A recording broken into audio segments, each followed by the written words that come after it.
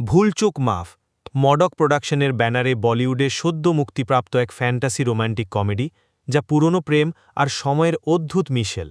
মুভিটির মূল চরিত্রে আছেন রাজকুমার রাও ও অমিকা গাব্বি, আর তাদের সঙ্গে রয়েছেন কমেডির জাদুকর সঞ্জয় মিশ্রা।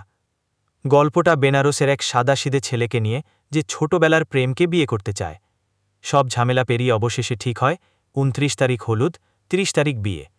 কিন্তু সমস্যা শুরু তখনই ৩০ তারিখ আর আসে না। সে আটকে যায় এক অদ্ভুত টাইম লুপে, যেখানে প্রতিদিনই হচ্ছে হলুদের অনুষ্ঠান। বারবার সেই একই দিন, একই ঘটনা, কিন্তু বিয়ে কোথাও নেই। এই অদ্ভুত টাইম লুপের রহস্য কি?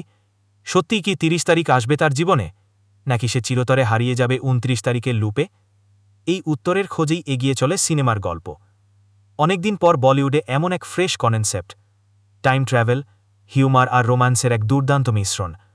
রাজকুমার রায় তো বরাবরের মতোই দুর্দান্ত, আর পুরো গল্পে হাস্যরস ছড়িয়ে মুভিটিকে বানিয়েছে একেবারে মন ছুঁয়ে যাওয়ার মতো। ভুলচুক মাফ একদমই ভুল করা যাবে না।